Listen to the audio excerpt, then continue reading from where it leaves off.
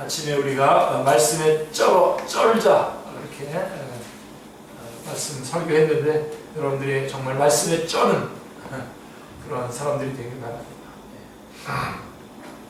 사도 바울은 21절부터 26절까지 해서 복음의 핵심과 진수를 말씀드렸습니다. 기억나십니까? 복음의 핵심과 진수? 아주 간단하게 좀 정리해 본다면 복음이란 무엇이냐? 21절 3장 20절 복음이란 뭐라고요?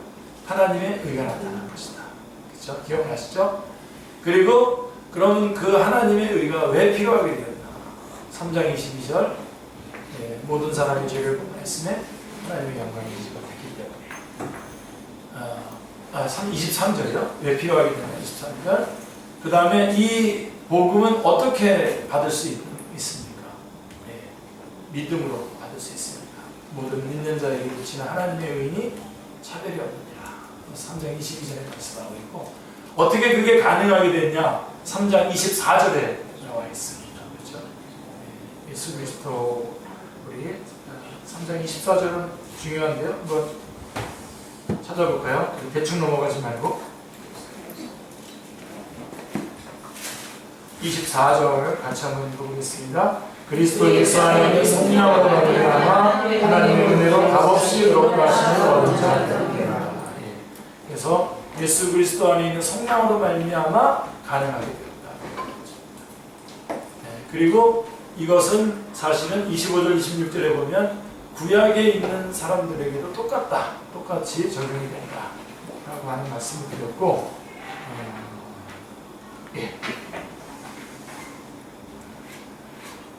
그래서 핵심을 얘기 드렸고요. 3장 21절부터 26절까지 복음의 핵심과 진수를 말씀드렸고 27절부터 31절에서는 지금까지 전한 복음을 제대로 이해하고 받아들였는가를 확인이라도 하려는 듯이 문답 형식으로 말씀하고 있습니다.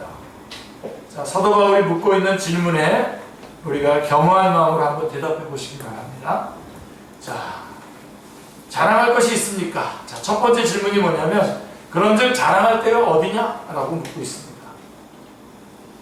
자랑할 것이 있는 사람은 한번 말해 보십시오 라고 하는 이렇게 묻고 있는 거죠. 그리고 있을 수가 없다고 답변하고 있습니다. 자, 여러분들이 복음을 진정으로 이해했다면 자랑할 것이라고는 아무것도 없음을 고백하지 않을 수가 없습니다. 아멘? 우리 자랑할 거 하나도 없습니다. 근데 이제 시간이 지나가면서 자꾸 올라오는 거죠. 자랑할 것이 하나도 없었고 분명히 선언했고 제로에서 완전히 나는 I'm nothing, he's everything 이렇게 나는 nothing이라고 분명히 말해놓고 나서도 이제 시간이 지나가면서 점점 교만해집니다. 점점 자랑이 많아지죠. 그래서 여러분 우리가 교제를 이렇게 잘 나누는 건 참 좋은데 우리가 교제 잘 나눠야 되지만 그렇지 않고 교제가 아니라 하나님의 영광을 위한 그런 어떤 그 모임들을 이끌어가기 위해서 어떤 교제를 잘 나누는 것 말고 그렇지 않은 거라고 한다면 우리는 점점점 입이 무거워지게 되어 있습니다. 그리고 정말 나는 자랑할 것이 없는 정도가 아니라 점점점 시간이 지나가면 갈수록 정말 나는 죄인이구나. 더 시간이 지나가면 나 죄인 중에 괴수구나. 더 시간이 지나가면 어떻게 되죠? 죄인 중에 괴괴수구나. 이렇게 이제 그렇게 나가게 되어 있습니다. 그래서 자랑할 것이 없다. 정말 복음을 진정으로 이해하고 받아들였다면 자랑할 것이라고는 아무것도 없다 라고 하는 것을 고백하지 않을 수 없습니다. 자, 신앙은 사람 편에서는 자랑할 것이라고 하는 것은 아무것도 없음을 인정하는 데서부터 출발하는 것입니다. 자, 자랑이라고 하는 문제를 대수롭지 않은 것으로 여기기가 쉽습니다만은 하나님 앞에서는 이건 치명적인 병입니다. 치명적인 병입니다. 그래서 우리가 자주 이렇게 간증도 시키고 그러잖아요. 우리 교회는 그런 건 없습니다만 이제 이렇게 또 모임에 가거나 그러면 간증도 시키고 그러는데 보니까 그 좋지 않은 목적이 또 있더라고요. 보니까 간증을 시켜서 자기를 내가 저 사람을 저렇게 세웠다라고 하는 걸 그래서 자기를 좀 더 이렇게 좀 세게 괜찮은 사람으로 피하기 위해서 사람을 세워서 간증을 시키는 경우도 있고, 또 간증하는 사람은 또 참 간증하는 사람은 간증을 통해서 하나님을 자랑하는 것이 아니라 하나님을 높이는 것이 아니라 결국은 자기 자신을 높이려고 하는 그런 모습을 많이 보게 됩니다. 그래서 그 부분을 조심해야 됩니다. 그래서 이거는 아주 치명적입니다. 치명적인 것입니다. 자, 여기에 이 자랑이라고 하는 것은 자기중심적인 교만이 도사리고 있기 때문에 그렇습니다. 우리는 죄하면은 우리는 즉각적으로 파렴치한 윤리적인 죄를 생각합니다만은 한 사람으로 말미암아 세상에 들어온 최초의 죄는 윤리적인 죄가 아닙니다. 자랑하고 교만해서 하나님같이 되려고 했던 신학적인 죄였던 것입니다. 신학적인 죄. 성경은 자랑을 철저하게 깨트리고 있습니다. 천국의 대원장이라고 일컬어지는 산상수훈에서 주님의 첫 번째 말씀은 뭡니까? 심령이 가난한 자는 복이 있나니. 이게 첫 번째 우리 주님께서 천국의 헌장이라고 하는 산상수훈에서 첫 번째 한 말씀입니다. 자, 여기서 말씀하는 가난은 하나님 앞에 내놓을 것이나 자랑할 것이라고는 하나도 없는 철저한 가난뱅이를 의미하는 것입니다. 기억하세요. 철저한 가난뱅이. 거기서부터 우리는 항상 출발해야 됩니다. 그리고 시간이 갈수록 더 가난해져야 되고, 그럴수록 주님의 피로가 더 강해져야 되는 것이죠. 신앙이란 무슨 일을 행해야 하는 것이 먼저가 아니라 자신이 어떤 상태에 있는가를 깨닫고 인정하고 고백하는 데서부터 출발하는 것입니다. 자, 누가복음에는 두 사람이 나오죠. 18장에 보면은 자기를 의롭다고 믿고 다른 사람을 멸시하는 자들에게 하신 비유가 있어요. 이게 바리새인 나오죠. 그래서 바리새인은 하나님 앞에서 자기 행위에 대한 자랑을 장황하게 드러났습니다. 자기가 기도도 하고 다른 사람을 돕기도 하고 그 다음에 이렇게 금식도 하고 그러면서 아주 자기 자랑을 장황하게 드러놓고 있었지만 세리는 오직 한마디밖에 안 했죠. 하나님이여 저를 불쌍히 여겨주시옵소서. 저는 죄인입니다. 하루에요. 하루에 이거 한 300번씩 여러분 하나님 앞에 기도하세요. 읽어가지고. 어떤 분은 또 왜 자꾸만 죄인이라고 그러냐. 죄인이지 그럼 죄인이 아닙니까 우리가? 그래서 뭐 자꾸만 주님이 주신 그런 기쁨들을 못 누리는 거 아닙니까? 전혀 그렇지 않습니다. 겸손한 자리로 내려가서 저는 죄인입니다. 저를 불쌍히 여겨주십시오.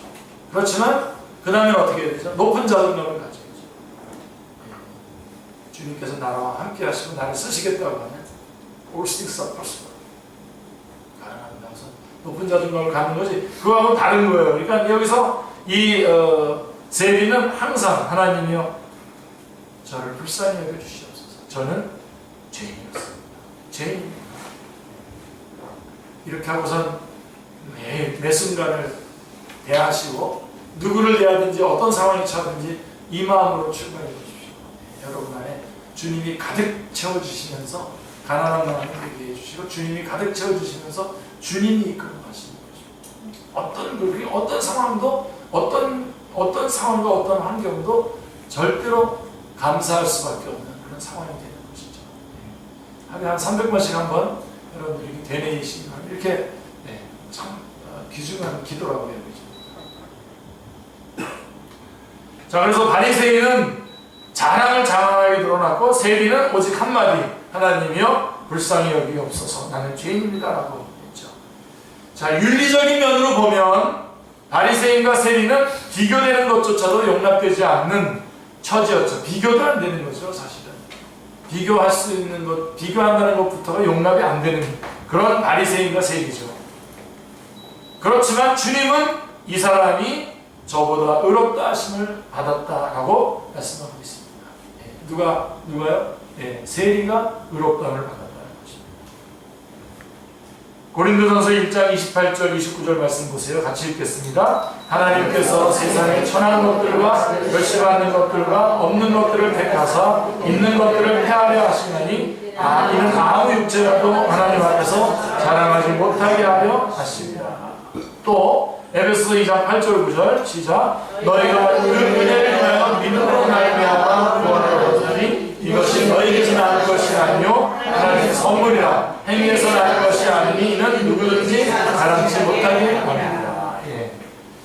자랑이 에덴에 침입했을 때에 인간들은 하나님과의 분리를 맛보았습니다. 이게 첫 번째 주증이죠. 하나님과의 분리. 자랑이 가정에 침입하면 어떻게 됩니까?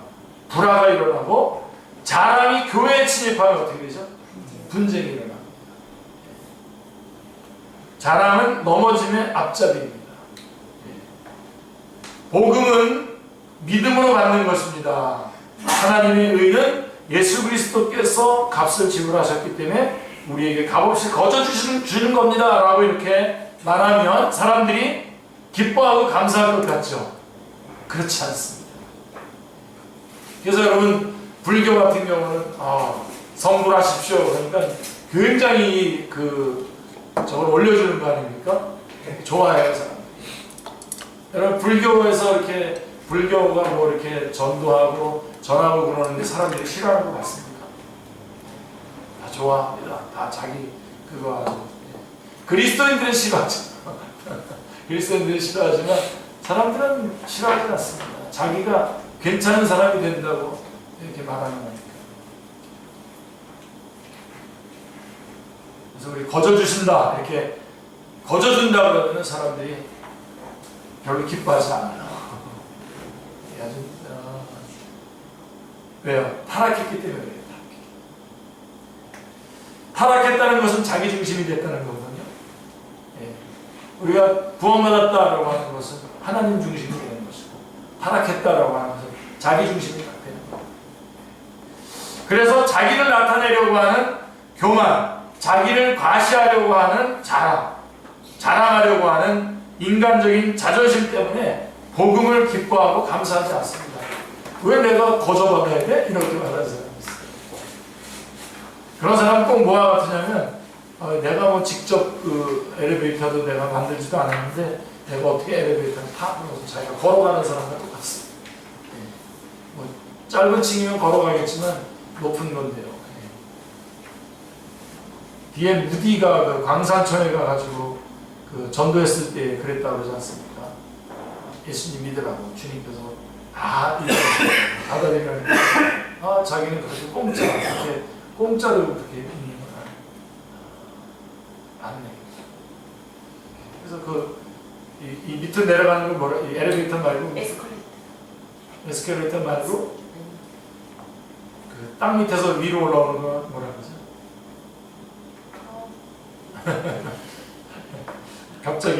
갑자기 생각이 난 예화라서.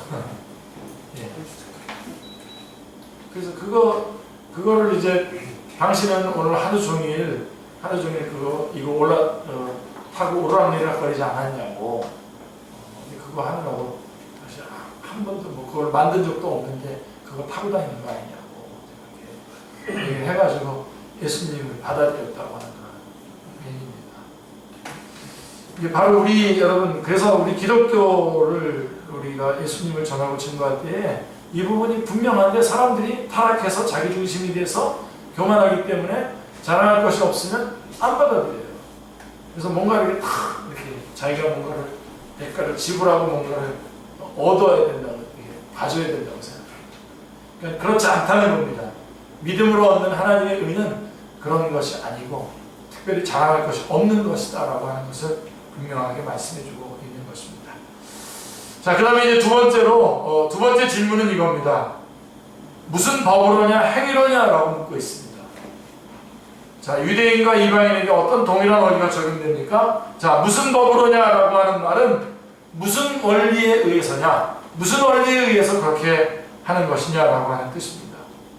자, 사람이 의롭다함을 얻게 된 것이 사람의 행위의 원리에 의해서란 말이냐?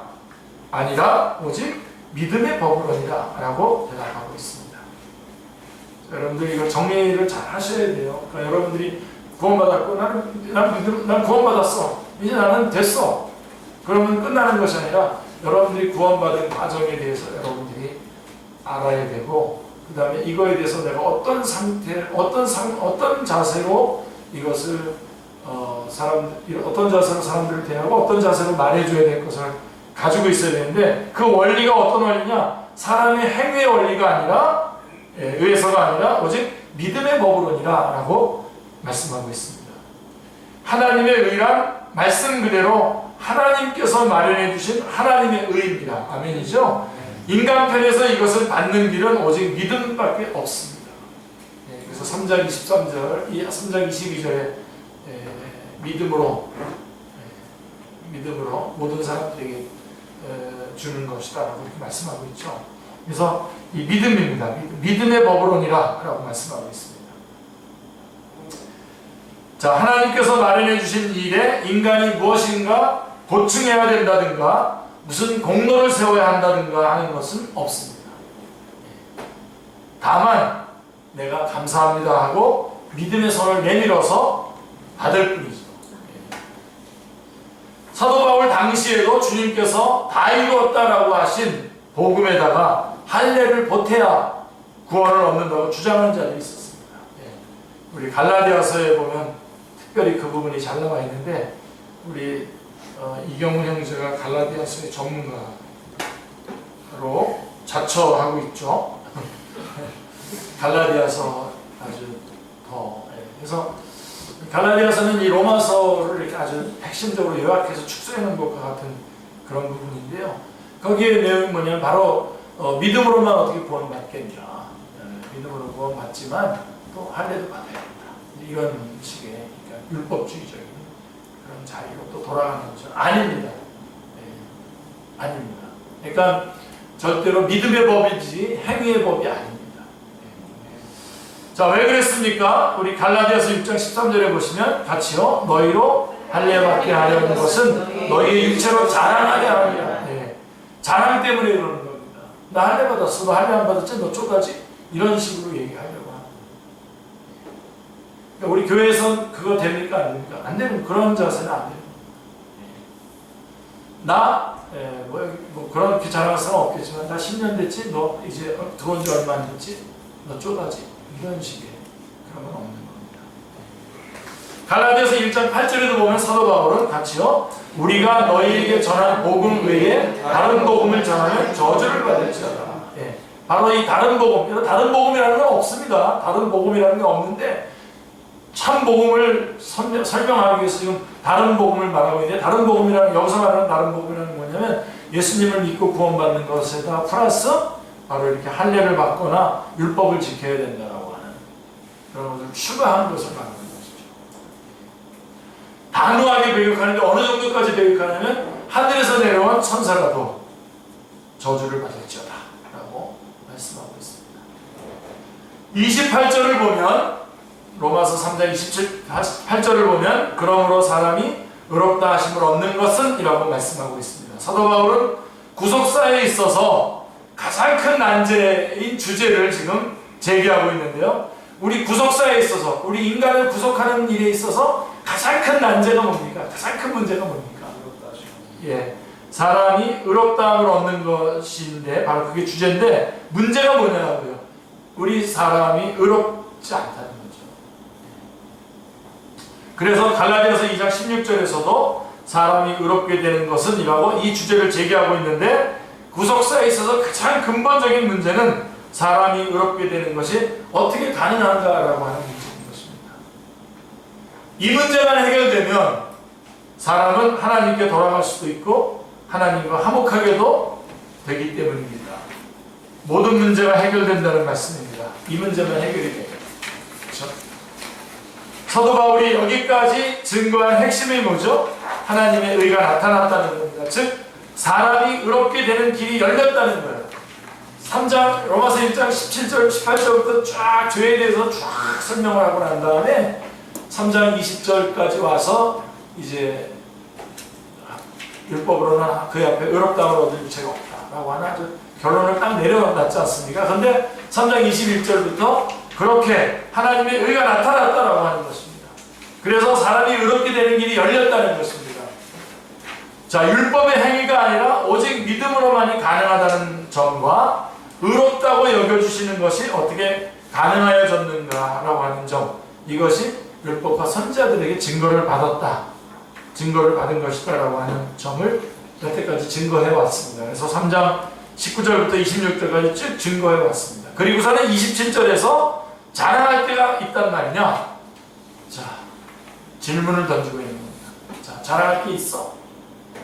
그런 후에 28절에 뭐라고 얘기하냐면 같이요. 그러므로 사람이 의롭다함을 얻는 것은 율법의 행위에 있지 않고 믿음으로 되는 줄 우리가 인정하노라 라고 하는 결론에 도달하는 것입니다. 인정하노라 라고 하는 뜻은 그런 결론에 도달하게 되었다라고 하는 의미입니다. 자, 드디어 우리가 어떤 결론에 도달하게 됐냐? 율법에, 사람이 의롭게 되는 것은 율법의 행위로 되지 않고 믿음으로 되는 것의 결론에 도달하게 됐다는 것입니다. 사도 바울은 이신칭의에 대한 믿음으로 의롭다함을 얻는다라고 하는 이신칭의에 대한 원리적인 면은 여기서 끝맺고 있습니다. 그래서 4장부터 8장은 바로 이 3장에서 말씀한 원리에 대한 상론, 자세한 설명이라고 할 수가 있습니다. 자, 그 다음에 바울의 세 번째 질문이 뭐죠? 29절에 하나님은 홀로 유대인이 하나님뿐이시뇨? 또 이방인의 하나님은 아니시뇨? 라고 이렇게 묻고 있습니다. 그랬더니 29절에 뭐라고 대답합니까? 진실로 이방인의 하나님도 되시느니라. 예, 차별이 없다는 겁니다. 예. 이방인도 믿음으로 구원받고 유대인도 믿음으로 구원받는데 무슨 차별이 있냐는 겁니다. 자랑도 없고, 자랑도 있을 수 없으면 또 하나는 차별도 없다는 겁니다. 사도 바울은 3장 22절에서 같이요, 곧 예수 그리스도를 믿음으로 말미암아 모든 믿는 자에게 미치는 하나님의 의인이 차별이 없느니라. 예, 말씀했죠? 3장에 분명히 차별이 없다. 예, 그래서 이방인의 하나님도 되시는 겁니다. 차별이 없습니다. 사도 바울은 이를 상기시키고 있는 거죠. 예, 하나님의 의를 얻는 데는 유대인이나 이방인이나 아무런 차별이 없다는 것입니다. 이거를 구분해내셔야 됩니다. 이거를 분명하게 붙잡아야 되지, 마치, 구원받는 데 있어서 우리 어떤 사람은 또 좀 구원에 좀 가깝고, 어떤 사람은 멀고, 예. 우리 이렇게 말하는 경우가 자주 있죠. 그래서 저는 뭐 그렇게 말하면 호응은 해줍니다만은 속으로는, 아닌데, 그런 말을 해요. 목사님, 이 사람 있잖아요. 지금 예수 안 믿는데요. 우리 남편 예수 안 믿는데요. 이 사람 예수만 믿으면요. 정말 잘할 사람이에요. 그렇게 얘기하는. 따로 그런 사람 없습니다. 따로 그런 사람 없어요. 빨리 전도가 돼서 예수님 믿기를 원하는 거겠죠. 그런 말 하죠. 우리 엄마가 예수님을 믿기로 하면 진짜 잘했다. 진짜 적었네. 그런 분들이 있지만, 그렇게 말하지만, 그거는 사실은 아니에요. 차별이 없습니다. 차별이 없습니다. 누구는 더 가능성이 있고, 그런 거 없습니다. 그래도 바울이 뭔가 준비됐으니까 그런 거 아닙니까? 그런데 사도 바울은 예수 믿자마자 뭐라 그랬죠? 그 준비된 것들을 다 배설물로 행인다 그랬죠? 여기서 힌트를 얻으셔야 돼요, 여러분들이. 그렇게 해서 그렇구나, 아니구나. 내가 무슨 꼬투리가 있거나 뭔가 나는 특별하게 다르거나 유대인은 좀 더 다르거나 이런 거는 아니구나, 이런 거 아니구나 하는 것을. 그러니까 분명히 경고해 주는 거예요. 3장 27절부터 31절은 믿음으로 구원받은 하나님의 의를 얻은 사람들은 이런 부분들을 조심해야 되는데 바로 자랑하지 말고 그 다음에 차별하지 말아야 됩니다. 자, 그 다음에 이제 30절에 가보시면 그래서 30절에 보면 할례자도 믿음으로 말미암아 또한 무할례자도 믿음으로 말미암아 의롭다 하신 하나님은 한 분이시다. 하나님 한 분이시고 그분은 믿음의 법으로 믿음으로만 구원을 주시는 분이시기 때문에 자, 이방인도 믿음으로, 유대인도 믿음으로, 할례자도 믿음으로, 무할례자도 믿음으로 구원받는다. 그렇게 말씀하시는 분은 한 분이시다. 의롭다 하실 분은 하나님 한 분이시다. 그러니까 차별이 없다는 겁니다. 분명히 없는 거죠. 우리 교회 안에서도 그렇게 하시길 바랍니다. 차별하지 마시기 바랍니다. 하나님은 한 분이심으로 의롭다함을 얻는 방도, 즉 구원을 얻는 방도도 유대인이나 이방인에게나 같은 원리가 적용이 된다는 것이며, 그 원리는 오직 뭐죠? 그 원리는 오직 믿음입니다. 오직 믿음, 그 이외에는 아무것도 없습니다. 자, 요나는 니느웨 성에 가서 하나님의 말씀을 전하기를 거부했죠. 요나서, 다음 주에 요나서 아마 저는 오후 시간에 해야 될 순서가 왔는데요. 자, 요나는 니느웨 성에 가서 하나님의 말씀을 전하기를 거부했습니다. 그는 하나님이 이방인의 하나님도 되심을 몰랐기 때문에. 그래서 우리도 전도할 때 보면은 우리의 전도의 가장 중요한, 그 전도의 대상자를 고를 때 가장 중요한 그 포인트가 뭔지 아십니까? 여러분 잘 모르죠? 요 사람을 전도했을 때에 내 명예가 실추될까 안 될까? 이 친구를 우리 교회에 데리고 오면 내가 힘들어질까 안 힘들어질까? 이게 전도의 기준점이 되는 경우가 많습니다. 이걸 깨져야 됩니다. 이 사람 데리고 와서 예수 믿고 교회 나오면 내가 불편해질까? 안 불편해질까? 그래서 지금 전도 못하는 거예요, 사실. 맞죠? 아니에요? 그러지 마시고, 대상을 가리지 마시고, 다 전도하시고, 다 주의 복음을 전하시고 전도하시고. 우리 가족 가운데 전도해서 데리고 와야 되는데, 그 친구가 오게 되면 내가 힘들어진다. 그래서 전도하라고. 그런 사람도 있더라고요. 성령 집사는 아니죠? 그런 사람은 아니죠? 지금 굳이 대답을 제가 요구하지는 않겠습니다. 근데 나도 모르게 은근히 그렇게 될 가능성이 많아요. 그래서 여러분, 그러면 안 돼요. 바로 그거를 지금 3장 27절부터 31절은 그것을 말하고 있는 거예요. 구별하지 말고. 요나도 오늘날로 말하는 우리나라 사람이 일본에 가서 전도하는 거, 선교하는 것 같은 그런 의미거든요. 그러니까 거부했죠. 사도 베드로가, 우리 얼마 전에 살펴봤죠. 사도 베드로가 고넬료의 가정에 복음을 전하고 예루살렘으로 올라오자 할례자들이 힐난을 했다고 했습니다. 사도행전이 전해주고 있죠. 너 이방인의 집에 갔다 왔구나. 그들은 하나님은 이방인의 하나님도 되시며 무할례자도 오직 믿음으로 말미암아 의롭다 하심을 하시는 하나님은 오직 한 분이시라고 하는 사실을 몰랐습니다. 그래서 여러분, 중요한 것, 여러분, 아브라함이 믿음의 조상이지 않습니까? 그러니까 아브라함이 우리의 샘플인데, 아브라함이 할례를 받고선 의롭다함을 얻었습니까? 아니면 의롭다함을 얻고 난 다음에 할례를 받았습니까? 의롭다함을 얻고 난 다음에 할례를 받았죠. 15장에서, 창세기 15장에서 의롭다함을 얻잖아요. 15장에 그런데 창세기 17장에 가서 할례를 받지 않습니까? 그러니까 그래서 할례를 받은 사람들에게도 믿음의 조상이 되는 거고, 할례를 받지 않은 사람에게도 믿음의 조상이 될 수 있는 게 바로 그런 것입니다. 로마서 4장에 그런 내용이 잘 나와 있죠. 자, 그 다음에 이제 문제를 하나 더 정리하고선 마쳐야 될 텐데, 사도 바울은 끝으로 31절에 그런즉 우리가 믿음으로 말미암아 율법을 폐하느냐? 라고 묻습니다. 자, 여러분, 21절부터 30절 안에, 로마서 3장 21절부터 30절 안에, 31절 빼고 30절까지 믿음이라고 하는 말이 9번이나 나옵니다. 9번. 자, 그러면 어떤 의문이 제기될 수가 있습니까?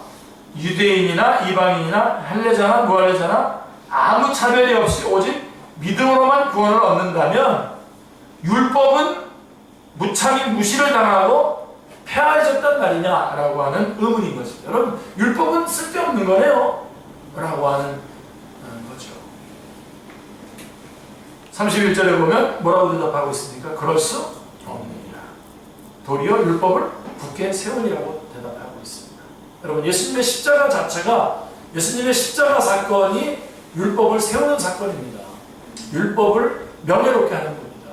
봐라, 율법의 요구대로 하나님께서 죄를 지은 자를 처벌하는, 그 대신 처벌을 누구에게 했냐면 하나님의 아들 예수 그리스도가 대신 처벌을 받았을 뿐이지, 처벌은 분명히 했고 율법의 요구는 이루어진 거죠. 이 점이 중요합니다. 어떤 사람들은 복음과 율법을 마치 싸움 붙이듯이, 마치 갈등하고 있는 것처럼 얘기하지만 전혀 그렇지 않습니다. 복음이 하나님이 주신 것이라면 율법도 하나님이 주신 것입니다. 그래서 여러분 3장 21절에 보면 이제는 율법 외에 하나님의 한 의가 나타났으니, 그러니까 율법도 하나님의 의인 거예요. 그죠? 율법 외에 하나님의 한 의가 나타났으니까 율법도 하나님의 의인 겁니다. 다 지키지 못해서 그렇죠. 우리가 율법 다 지키면 구원 받습니다. 여러분. 다 지키지 못해서 구원 못 받는 거예요. 율법의 문제 때문이 아니라 우리의 인간의 문제 때문에 다 지키지 못해요. 그래서 율법과 복음을 이렇게 갈등하듯이 싸움 붙이면 안 됩니다. 복음이 하나님께서 주신 거라면 율법도 하나님 주신 것이고, 그러므로 복음은 율법을 폐하고 주신 것이 아니라 도리어 어떻게 했습니까? 굳게 세우시고 주신 것이라는 말씀입니다. 그러면 복음이 율법을 어떤 방식으로 세워주셨습니까? 율법은 죄를 범한 인간을 법대로 처벌해 줄 것을 요구하죠. 하나님께서는 입을 닥치고 있으라. 또 율법을 폐한 것이 아니라 어떻게 했습니까? 율법의 요구대로 정죄했죠. 그리고 그 대신 누구에게 정죄했습니까? 예수 그리스도에게 정죄한 거죠. 우리를 내어주신 것이 아니라 우리 죄를 자기 아들에게 담당케 하시고 우리 대신 자기 아들을 정죄했다는 것이 이제까지 말씀한 복음의 요약입니다. 하나님의 사랑은 길이 참으시는 중에 전에 지은 죄를 간과하고 계셨습니다. 기억나시죠? 이 구약의 죄들을 다 간과하고 계시면서 짊어지고 계시다가 예수님 십자가 달려 돌아가실 때 다 뒤집어 씌워서 처벌을 하셨죠. 그래서 율법의 요구를 이루어 주신 것입니다. 그래서 이제 갈라디아서 4장 4절에 때가 차매 자기 아들을 죄 없는 육신의 모양으로 보내사 우리를 대신하여 그에게 정죄하시고, 그래서 때가 차매 갈라디아서 4장 4절, 그 다음에 자기 아들을 죄 있는 육신의 모양으로 보내사 우리를 대신하여 그에게 정죄하시고, 로마서 8장 3절 율법의 요구에 응해 주셨던 것입니다. 그래서 명예로워지고, 그래서 구약시대의 짐승을 속죄제물로 드리던 제사법에 비하면 하나님께서 자기 아들을 속죄제물로 내어주셨다라고 하는 것은 율법을 높이 세워준 것입니다. 율법을 높인 겁니다. 자, 율법은 범인인 우리를 십자가에 못을 박으라고 요구하고 있으나 하나님께서는 자기 아들을 내어주셨습니다. 율법은 최고의 대접을 받은 것이죠. 그러니까 율법 폐기라는 것은 없는 겁니다. 세 가지, 그러니까 차별 안 되고요, 자랑하지 않아요. 자랑할 것이 없고 차별해서도 안 되고, 그 다음에 율법 폐기는 안 됩니다. 특별히 여러분, 우리 그리스도인들은 율법을 사랑해야 됩니다. 자, 시편 1편 암송합니까? 복 있는 사람은 악인의 길을 쫓지 아니하며 죄인의 자리에 서지 아니하고 오만하는 자의 자리에 앉지 아니하고 오직 여호와의 율법을 즐거워하여 그 율법을 주야로 묵상하는 자다. 그 율법을 묵상하는, 즐거워서 기뻐서 율법을 사랑하는 사람이 되는 거죠. 그래서 믿음으로 구원받았다고 해서 율법은 아무것도 아니야, 율법을 아무렇게 살아도 된다, 그런 이단도 있죠. 그런 거 아닙니다. 이제는 성령님 우리 안에 계시기 때문에 율법의 말씀을 가지고 성령님의 도움을 받아서 율법을 지키면서 율법을 사랑하면서 기뻐하면서 묵상하면서 살아가는 것이죠. 예수 그리스도의 대속적인 피 흘림이 없이 죄인들을 의롭다고 여겨주셨다면 그것은 분명 율법을 무시한 것이요 폐한 것이 될 것입니다. 그러나 하나님은 은혜로 우리에게 값없이 주신 하나님의 의는 율법을 폐하고 주신 것이 아니라 도리어 굳게 세우시고 주신 의임을 잊지 마시길 바랍니다. 그런 자랑할 데가 어디냐? 있을 수 없습니다. 그래야 여기 우리 자리님 나오셔서